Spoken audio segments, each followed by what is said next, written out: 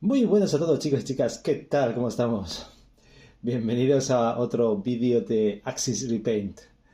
En esta ocasión no os traigo un tutorial, eh, únicamente quería daros las gracias por esas 1000 suscripciones que llevamos en pues más o menos 2 o 3 meses.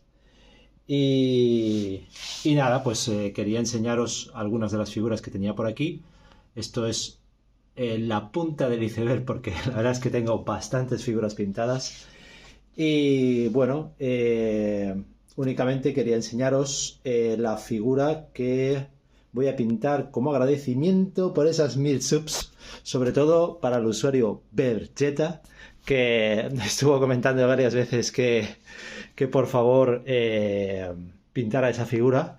Y bueno, pues ha llegado el momento, chicos, chicas.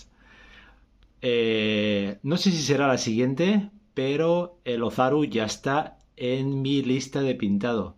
Así que preparados porque viene un pedazo de figurón. Así que nada, chicos, chicas, sin más os despido. Os doy muchísimas gracias por esas suscripciones, los comentarios que me dejáis y nada, nos veremos en el próximo tutorial. Un saludo.